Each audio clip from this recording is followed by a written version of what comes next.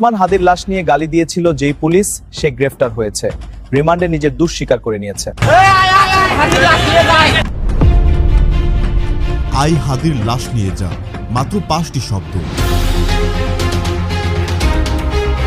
এদিকে এবার আলোচিত সেই পুলিশ কনস্টেবল গ্রেপ্তার হয়েছে। ওসমান হাদির লাশ নিয়ে কটূক্তি করেছিল। এইবার দেশের প্রত্যেকটা জনতা পুলিশের বিরুদ্ধে। ওসমান হাদি ভাই সহধর্মী নিজে কখনো মিডিয়ার সামনে আসে নাই, কিংবা ওসমান হাদি ভাই যাকে কখনো মিডিয়ার সামনে আনে নাই, সে আজকে হচ্ছে সেখানে আছে, রাস্তা অবস্থান করতে হচ্ছে। দর্শক দেখতে পাচ্ছেন ওসমান হাদির স্ত্রী রাস্তায় আছে এই মুহূর্তে, এবং সেই পুলিশও গ্রেপ্তার হয়। পুলিশের সাথে বিক্ষোভকারীদের সংঘর্ষে বাহিনীর সদস্যরা কাউকে টার্গেট করে মারেনি এমন দাবি করেছেন ডিএমপির মিডিয়া বিভাগের ডিসি। এই ছেলেটি কে? যখন অসংখ্য পুলিশ তাকে লাঠিচার্জ করছিল তখন তার একটুও প্রতিক্রিয়া ছিল না, তিনি এক বিন্দু শব্দ পর্যন্ত করেন নাই। আয় আয় হাদির লাশ নিয়ে যা, এমন মন্তব্য করে ফেঁসে গিয়েছেন পুলিশের কনস্টেবল। অবশেষে ধরা খেয়েছেন সেনাবাহিনীর হাতে। সামান্য পুলিশ কনস্টেবলের এমন মন্তব্যে পুরো দেশ ক্ষেপে গিয়েছেন। ডক্টর ইউনূসের নির্দেশে সেনাবাহিনী তাকে গ্রেপ্তার করতে বাধ্য হয়েছে। তো আর বেশি কথা না বাড়িয়ে চলেন মূল ভিডিওটি দেখে আসি। তার আগে অবশ্যই ভিডিওতে একটি লাইক দিয়ে চ্যানেলটি সাবস্ক্রাইব করে দিবেন।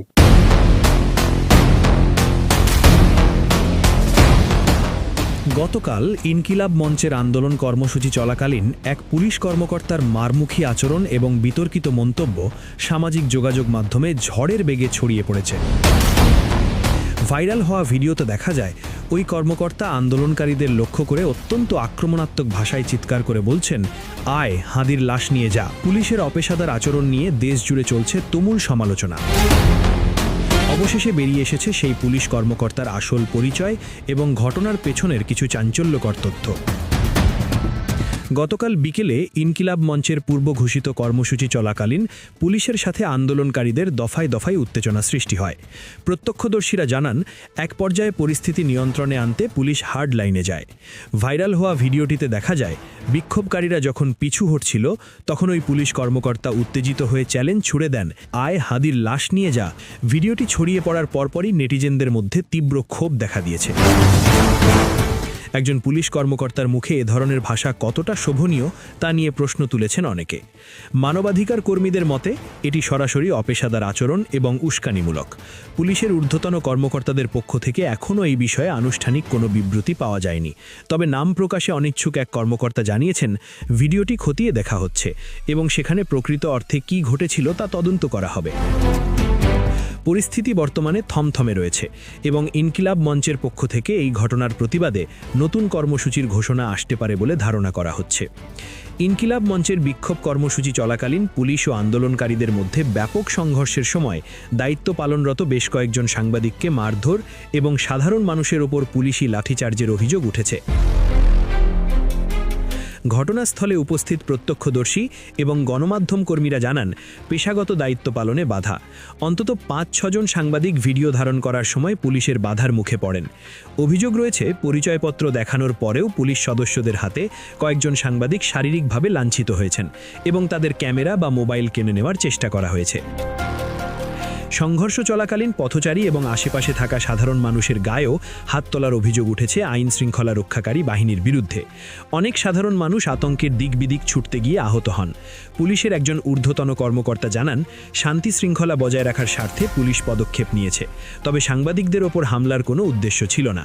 যদি এমন কিছু ঘটে থাকে তবে বিষয়টি তদন্ত করে দেখা হবে। শান্তি বজায় রাখার নামে সাধারণ পথচারীদের ওপর বলপ্রয়োগের বিষয়টি সাধারণ মানুষ ভালোভাবে নেয়নি। আন্দোলন এবং পুলিশের অ্যাকশনের মাঝখানে পড়ে যাওয়া সাধারণ মানুষের জানমালের নিরাপত্তা নিয়ে অনেকেই শঙ্কিত। প্রশ্ন এখন, সাধারণ মানুষের নিরাপত্তা কে দেবে? আরও জানতে চোখ রাখুন ডেইলি নিউজ 36-এ।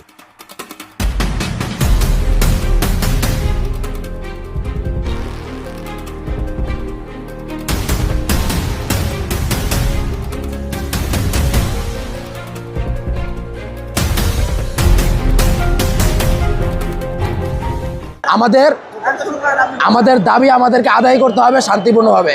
এমনকি আমরা কালকে রাত্রেও দেখছি জাবের ভাই শান্তিপূর্ণভাবে যমুনার সামনে বসে ছিল, তখন আমাদেরকে থ্রেট দেওয়া হচ্ছে যে 1 ঘন্টার ভিতরে বাইরে হয়ে যান, তাড়াতাড়ি বাইরে হয়ে যান।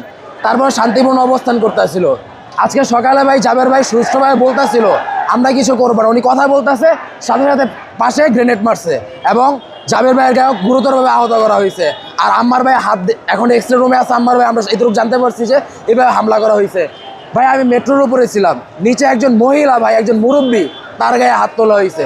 তাহলে ভাই আমরা দেখতে পারতেছি না আগে যে শেখ হাসিনার কুত্তারা ছিল তারা এখন ওই কুত্তারা আছে, এই কুত্তাদেরকে দেশ থেকে বিতাড়িত করা হয় নাই। আর হ্যাঁ ভাই এই দায়টা আগে আমি ডক্টর ইউনূসকে দিব, ইন্টারিমকে দিব। কালকে তার বাসার সামনে যখন আমরা সুষ্ঠুভাবে আন্দোলন করতেছিলাম, আমরা আমাদের দাবি ফেস করছি, আমরা তাদের কাছে আমাদের প্রকাশ করছি, আমাদের দাবি মাইনা নেক শেষ। উনি জাতিসংঘের কাছে বিষয়টা দিয়া দেখ, আমাদের দাবি এতটুকুই, আমাদের হাদি ভাইয়ের বিচার চাওয়া উচিত। কিন্তু ভাই কষ্টের বিষয় আরেকটা কি জানেন ভাই, আজকে সকালে একতরফা আক্রমণ করা হয়েছে, কিন্তু আমাদের কিছু মিডিয়া ভাই মিডিয়ার মধ্যে এমন কিছু, আপনাদের জন্য লজ্জাজনক এই জিনিসটা, আপনাদের মিডিয়ার মধ্যে কিছু দালাল ঢুইকা আছে। এমনকি জাবের ভাই ওই দিনকা বলছিল বিএনপির একতরফা দালাল হয়ে গেছে ভাই। এইগুলা কি ভাই, তারা একতরফা আমাদের উপর আক্রমণ করা হয়েছে কিন্তু বলতেছে এটা সংঘর্ষ হয়েছে, এটা ভাই দালালি না ভাই।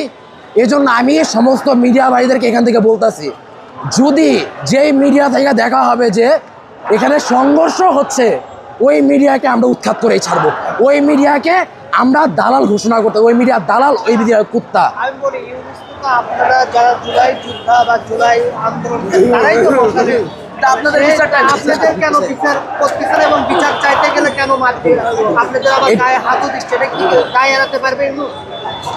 ভাই আমরা বসাইছি ভাই, ঠিক আছে আমরা বসাইছি, কিন্তু শুধুমাত্র ডক্টর ইউনূসকে বসাইছিলাম, আশপাশে তো অনেকজনও বসছে ভাই, এমনকি এমন কিছু লোকও বসানো হয়েছে যাদেরকে আমরা বসতে দিতে চাই নাই।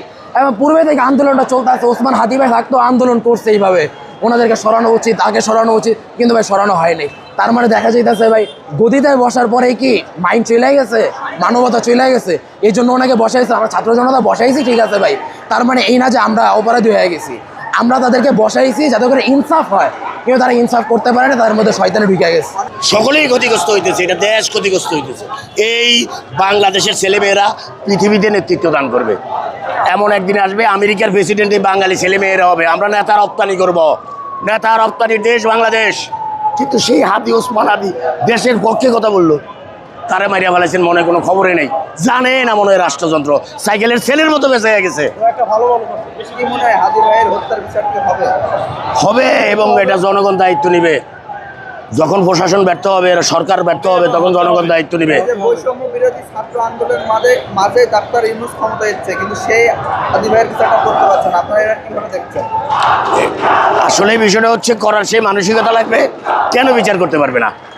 বিচার করতে সমস্যা কি? ডক্টর ইউনূস প্রধান উপদেষ্টা হয়েছে, আমাদের মাননীয়, আমাদের ভালো মানুষ খালেদা জিয়ারে বিশেষ নিরাপত্তা দিয়েছে, এগুলি দিছে না তো সঙ্গে সঙ্গে রেড অ্যালার্ট জারি করে দিত, আসামিরি ধরতো, বিচার করতো। হাদি তো দেশের জনগণের পক্ষে কথা বলছে, হাদি তো দেশের শত্রু ছিলেন না, তিনি দেশের বন্ধু। এবং এই সমস্ত মানুষ বেঁচে থাকা এই রাষ্ট্রের সম্পদ। ইনকিলাব মঞ্চের হাদি ভাইয়ের হত্যা বিচারের দাবিতে যখন আন্দোলন করে তখন পুলিশের লাঠি চার্জ করছে, এটা কিভাবে দেখছো? এটা হচ্ছে আমাদের লাঠি, আমাদের বেতন দেওয়া পুলিশ ভাই, এবং আমরা এই লাঠি চার্জ করতেছি এবং আমাদের সন্তানরাই আমরা করতেছি। যেখানে বাঙালি বিশ্ব নেতৃত্ব দিবে সেখানে বাঙালি নিজেরাই জামালায় জড়িত হয়ে পড়ছে। তো কারণটা কি? এই ছাত্রদের রক্তের উপরে, ত্যাগের উপরে এই সরকার বসা। আবার এই সরকারের প্রশাসন বাহিনী এই ছাত্রদের উপর আঘাত করে। তাহলে এখন বিচারটা আপনি কার করবেন? আমি তো মাননীয় স্বরাষ্ট্রমন্ত্রী মহোদয়কে আমি বলতেছি এখনও যে আপনি একটু বিশেষ দৃষ্টিতে আসেন, সংযত হন, ছাত্রদের সকল যৌক্তিক দাবিগুলি মেনে নিয়ে দ্রুত রাষ্ট্রযন্ত্র যাতে সাইকেলের চেনের মতো আর না পেঁচায় সেই সিদ্ধান্ত নেন, না হয় পদত্যাগ করেন। এটা তো দাবি ইনকিলাব মঞ্চের করা না, এটা সরকার নিজে করতে পারতো, তো সরকার না করে কেন দাবি আন্দোলন করা লাগবে এটা নিয়ে? এটা হচ্ছে ওই যে আমরা ভোটের সাইডে সালের মূল্যায়ন বেশি দিতেছি। এই ছাত্র জনতা একত্রিত হইয়া 5 তারিখে 90% লোক একসাথে হইয়া শেখ হাসিনা চলে গেছে দেশের থেকে, ইউনূস ভাই দায়িত্বটা নিছে। সেই সময় এই দায়িত্ব ইউনূস ভাই পাইছে, কতজন হতাহত হয়েছে, কতজন নিহত হয়েছে, কতজন ক্ষতিগ্রস্ত হয়েছে, কতজন এখনও অসুস্থ চিকিৎসাধীন আছে, এই লোকগুলির আগের সকল খোঁজখবর থুইয়া এরা একটা রাষ্ট্রযন্ত্রের একটা নাটক শুরু করছে, ফ্ল্যাগ নিয়ে ঘুরতেছে। আর এই ফ্ল্যাগেরও বিচার হবে যখন ছাত্র জনতা খেপবে, এই উপদেষ্টারা মাইকিং করিয়া বলাবে, সেই সময় চলে আসবে।